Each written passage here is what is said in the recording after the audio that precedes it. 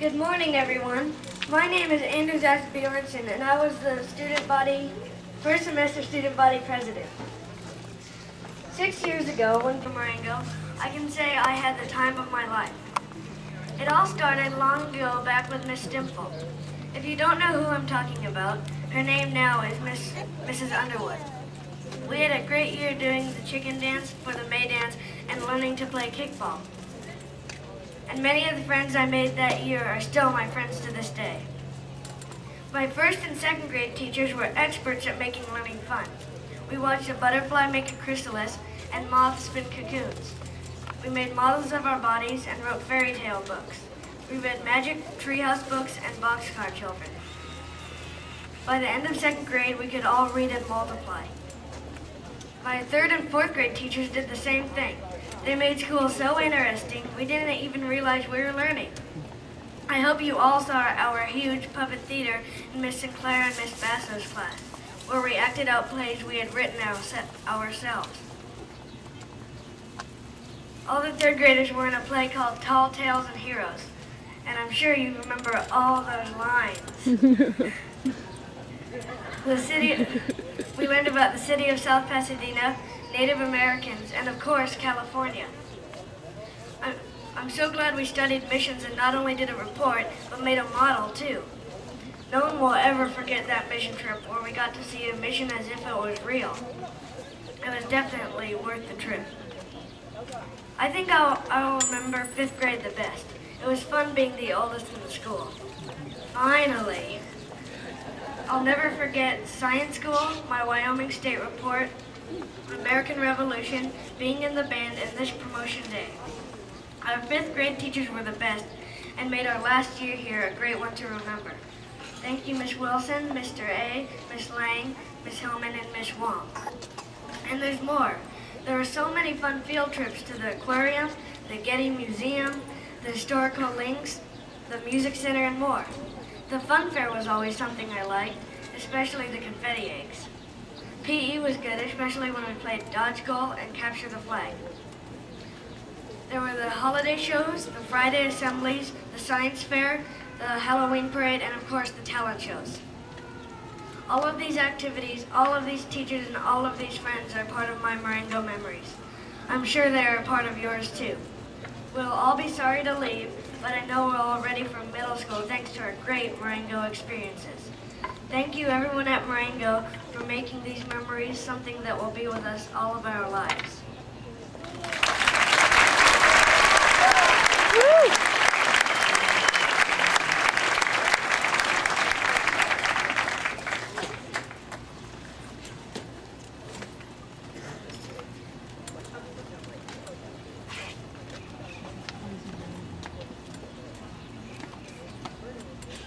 Our first and second grades were where we really started learning lots of new things. I know. We also started making some new friends. Friends we still have today, right on this stage. My favorite part was learning so many things through songs our teachers taught us. I think I even learned how to tie my shoes with a song. I learned about people in my neighborhood with a song. Yep, there's just something about a song.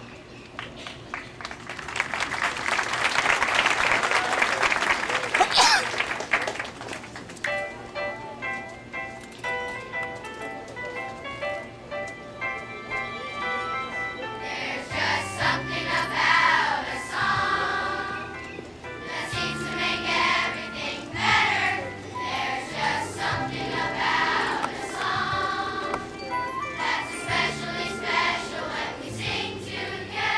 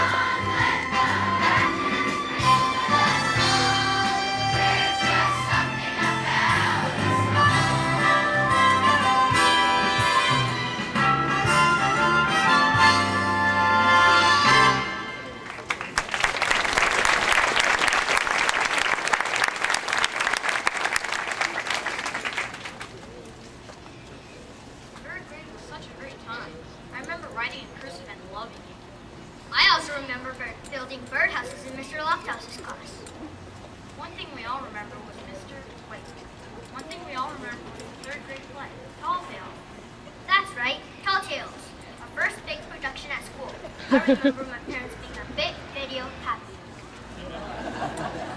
Do you think we can remember a little bit of that play? I think we can.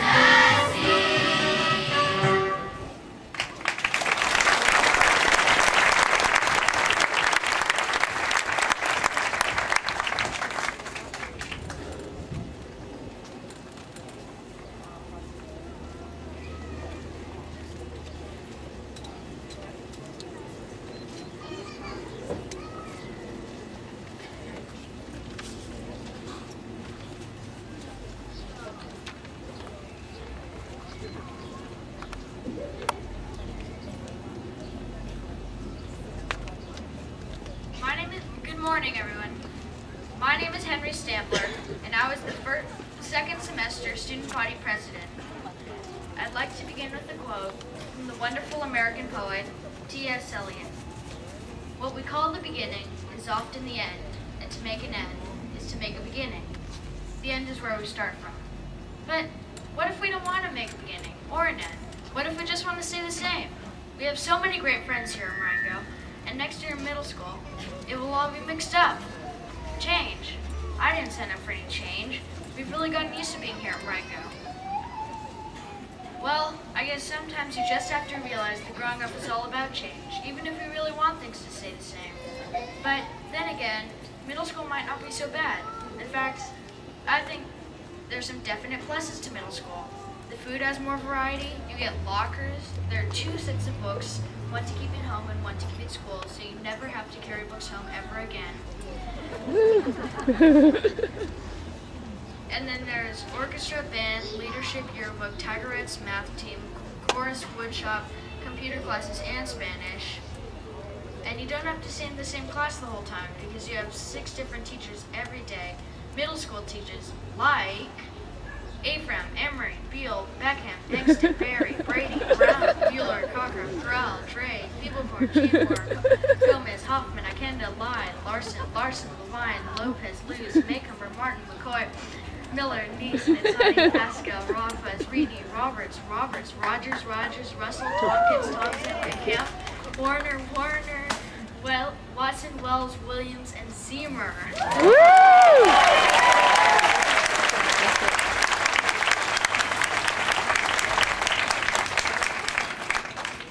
Come to think of it, there have been a lot of good things to remember at Marengo, but I know there will be even more great things to look forward to in middle school.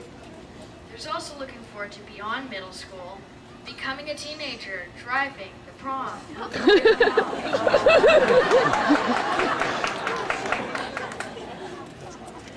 And for the parents, they can look forward to a college tuition, and a down payment on a house in the Los Angeles area.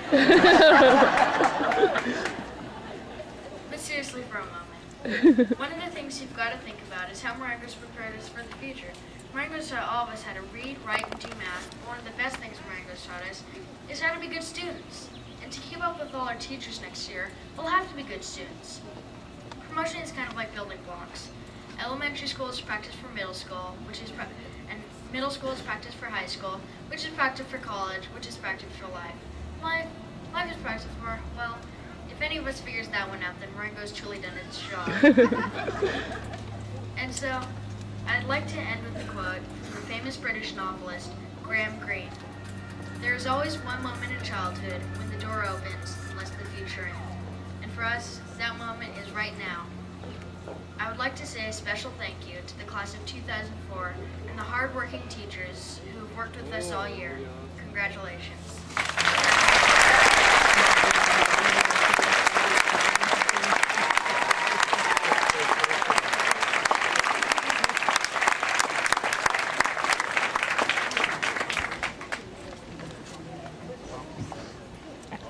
Well, we finally made it to 4th grade.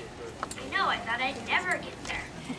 Learning about California really made me appreciate living here. We learned about so many great places. We like Disneyland? Well, no, not exactly. Oh, you mean like learning about the history of California, like the missions? Yes, studying about the history of California was like going back in time. Visiting the missions like La Prisma was really quite a thrill. You know what? We're really lucky to be living in such a great state. You know, it kind of reminds me of a song. Oh, really? Which one? You'll see.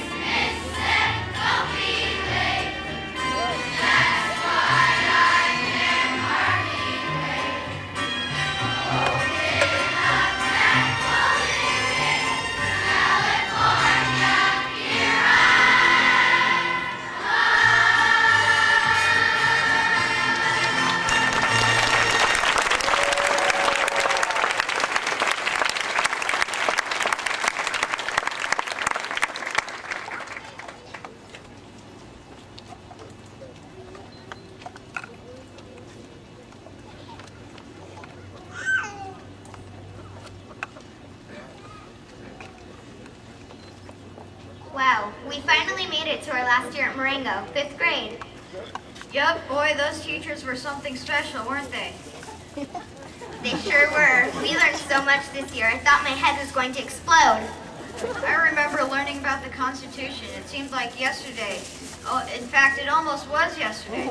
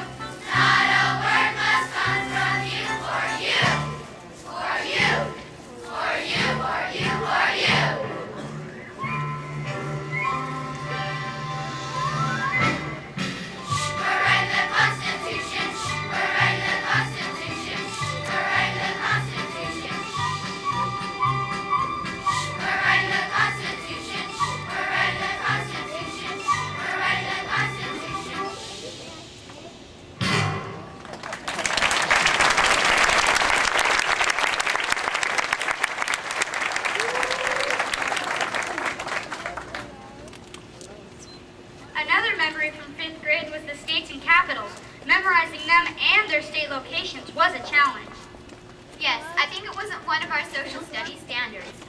A standard? What exactly is a standard again? I think it means memorize everything before the promotion pool party. The pool party? But that's in a few hours. I know, maybe this song can help us out.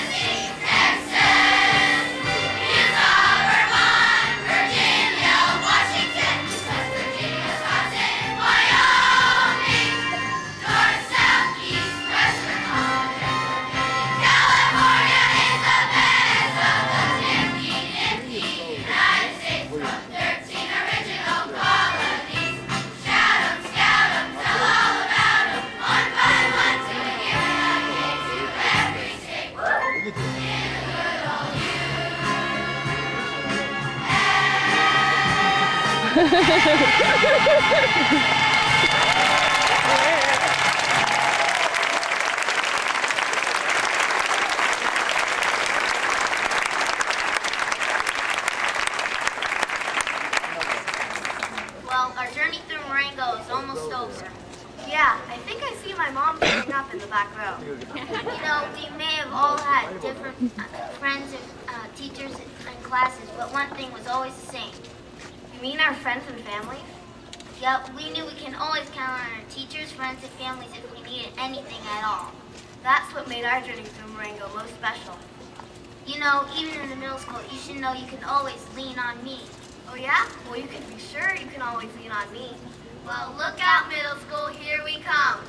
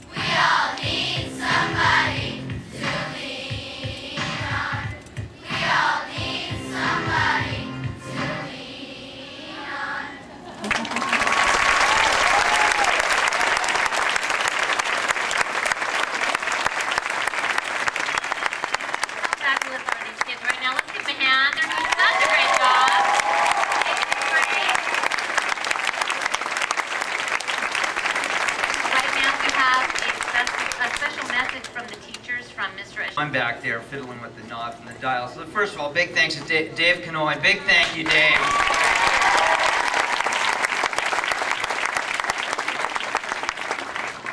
He's a parent, and he also set up the sound system, and he taught me about the rainbow. Another big thank you to all the parents who helped set up this wonderful display, the umbrellas, the decorations. So we're about halfway through our show. Almost done? We got nothing left? I'm too tall for this. Okay, first off, we have a lot of pride and a lot of confidence that we're sending you out into the world. We hope. I mean, we're proud of them, and we're fairly confident. I've got a few apologies, though, to you. Because, I think we need to leave on good terms. Miss Wong's class, could you raise your hand, please? On behalf of Miss Wong, I'd like to apologize for her insistence that you have to root for the wrong school on the wrong side of Los Angeles. Mrs. Wilson's class, will you raise your hands, please? I'm very sorry that Mrs. Wilson made you make an unpermitted, hastily constructed mall on the blacktop area and made you eat too much junk food, spend all your money, and go home with tummy aches. I apologize. For Mrs. Hillman's class, raise your hands, please. I have two apologies. The first is that her taste in clothing, especially her, what do you call what's a fancy name for the things on a chapeau? I don't know where she got all these, but she had one to match every occasion possible. And I'm sorry for that. Secondly, I am sorry also that you became the central focus point for all teacher needs, construction paper, directions, how to complete an assignment, stuff like that. I know a few teachers barged into your classroom unexpectedly, and I apologize for the inconvenience. Miss Lang's class, raise your hands, please. The apology that Miss Lang needs to offer to you is, I don't know how many times she said, if you just do this for me, go get that for me, I'll give you $100. How many of you said that, yeah? Did she ever pay you? She owes me $2,300, it's like $2,000 to $3,000 at this point. My children will be happy when they go to college. I don't think I personally had any faults for my class, but some suggested that my ability to sing and dance the California state standards is a little suspect. So if that were the case occasionally, I'm sorry. On a serious note, we're sending you out into the world. We always say that you have to walk carefully, start making things happen, because when you go out into the world and you start doing great things, guess what? It makes us look really good.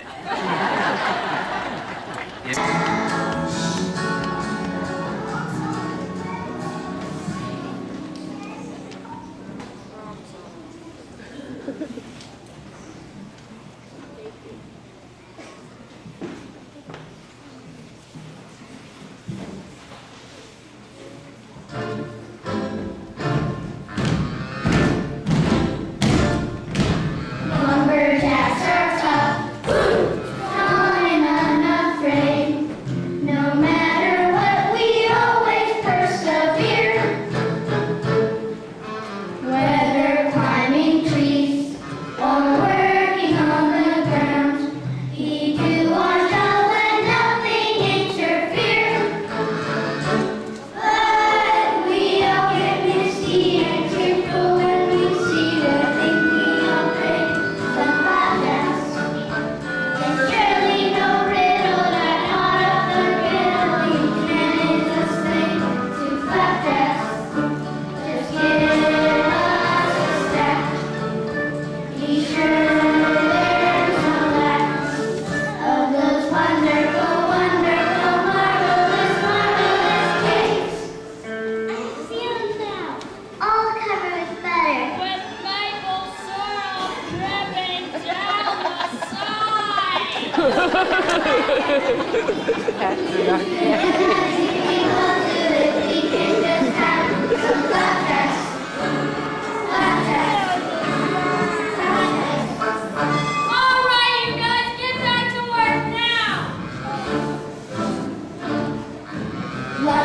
Jack starts off. We're a scruffy lot. No one would ever call us gentlemen. We work and then we play with equal loyalties and never start a fight that we don't win. But we young and misty and cheerful when we see them, think we all crave some flapjacks. It's surely no riddle that out of the cradle each man is a slave to flapjacks. Just give us a stack. Be sure there's no lack of those wonderful, wonderful, marvelous, marvelous cakes with plump, juicy sausages and whipped cream and strawberries on top. Ooh, I can't stand it. We will be true to there's nothing we won't do if we can just have some flapjacks. We won't be true to there's nothing we won't do if we can just have some flapjacks. Flapjacks, flapjacks, we want some flapjacks. All right, you guys, get back to work now.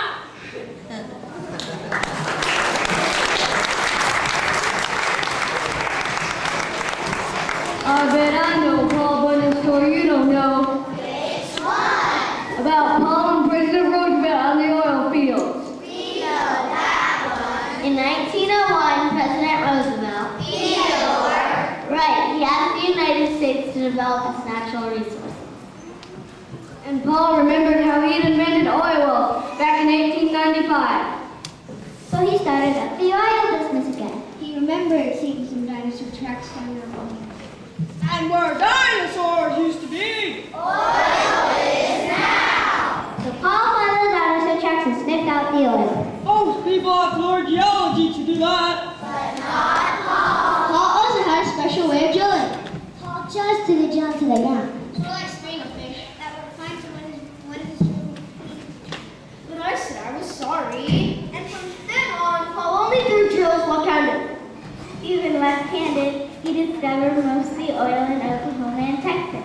And that's a story lots of modern oilmen don't even know.